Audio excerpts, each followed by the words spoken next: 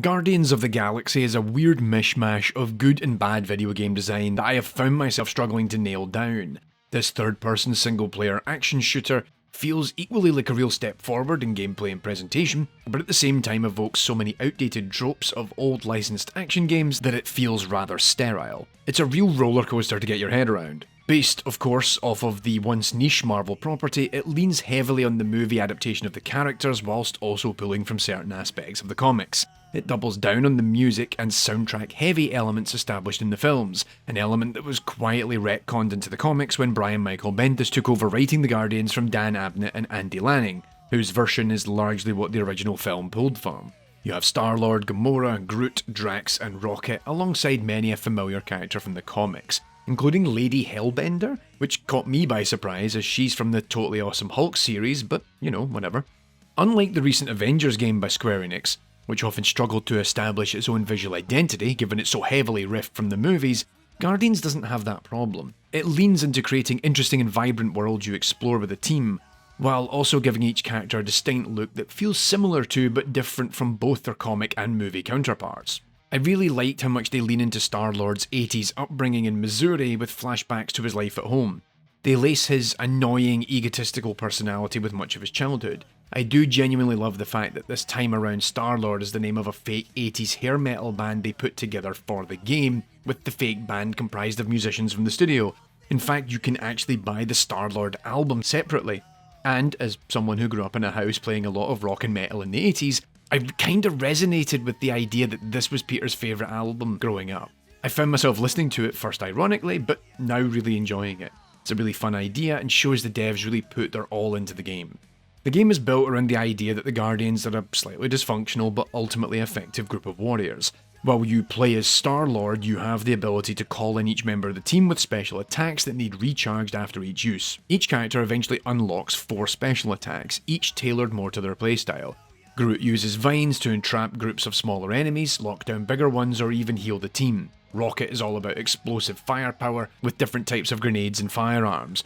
Drax is the wrecking ball, able to do big damage to individual enemies or boulder through groups and knock them down, all the while Gamora is about precision and efficiency, striking either at single targets or slicing her way through entire groups. As Star-Lord, you yourself are actually a lot less powerful.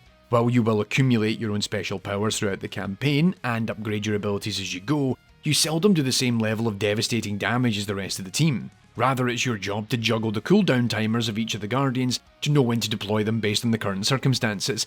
I found the combat feels really spongy and pedestrian in the opening hours, and this is largely because you have little power against specific enemies and have to wait a long time for cooldowns on abilities given at the time each Guardian only has one of them unlocked. When you reach the end of the campaign, the diversity of enemy archetypes combined with the increased abilities both of Star-Lord and the rest of the Guardians makes it a much more interesting form of combat chess. That said, I still find it somewhat unsatisfying, but not as frustrating as it once was. Arguably the biggest issue I have here is, in keeping with my recent discussion of the topic on revisiting evil on the main channel, the 3 C's of the game: the camera, character and controller. The character and controller in particular, especially in non-combat sequences, feels loose and awkward. This is particularly evident in the myriad of platforming puzzles the game introduces. At no point does the running and jumping feel satisfying, and even after the roughly 15 hours of the campaign, I still had little confidence with every jump that cropped up whether I would successfully cross it. But without a doubt what got me through the game was the writing, the voice acting and motion capture performances. While the plot is largely flimsy action movie fare, the characters, their motivations and their commentary of what is happening both in the moment and the wider narrative is simply excellent. Now I can appreciate it's going to be one of those things you're really going to enjoy and latch onto, or you're really going to despise it and it's going to drive you a bit nuts. A big reason for that is the Guardians never shut up. There's this ongoing banter and camaraderie between the group, such that wherever you are in a given story mission, there is always dialogue. It's not one of those situations where all the key dialogue highlighting interactions is in the cutscenes. Instead, it's a constant ongoing dialogue happening while you're playing through a given level.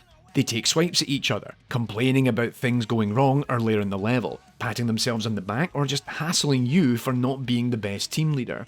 The thing that really blew me away about all of this is that, as I said, it never stops. From a game development perspective, that is incredibly difficult to do. Having tons of scripts written up for specific situations and knowing when to let them continue to play out as mission critical dialogue or sequences occur, all while minimising the amount of dead air there is, or lines being cut off by one another. That is a crazy difficult feat to pull off, but the game largely makes it look easy. Ultimately, this helped to maintain that enthusiasm and allowed me to continue through the campaign at pace. There is some real pathos to the delivery and some small, but I felt meaningful discussions of the pain and loss that all of the characters have experienced. These layers of dialogue, themes and narrative, combined with a highly impressive environmental art style, keeps you going all the way until the end. The environment art is really great, and a big part of that is how the many locations visited are often given these unique and striking styles. It achieves a visual tone that, even when it's evoking aesthetics from other sci-fi games and movies, it still feels really cohesive. In my recent Smoke and Mirrors episode on Control, I discussed how the game felt more than the sum of its parts. Control really comes together in its closing hours, and Guardians feels like a less satisfying equivalent. That said, I can totally understand that some will really struggle with it and lose interest or just be frustrated by it. I found pushing through some of my misgivings was attainable, but yeah, it lacks polish in some areas that also exacerbate my existing 3C issues. Plus, while playing on the Xbox Series X, I had significant performance issues with long loading times, a couple of checkpoints that failed to load, and a very significant frame rate drop in the closing chapters of the game, even when playing in performance mode. I have my suspicions as to why some of these happen, but it was really surprising how even now, 5-6 months after the game's launch, it was really chunky, and it actually detracted somewhat from the satisfaction I had, particularly during the closing 2 hours of play. If you've played Guardians of the Galaxy, let us know in the comments what you thought of it. This wraps another Smoke and Mirrors. Thanks for watching, and I hope you all stay safe, take care of yourselves. I'll be back.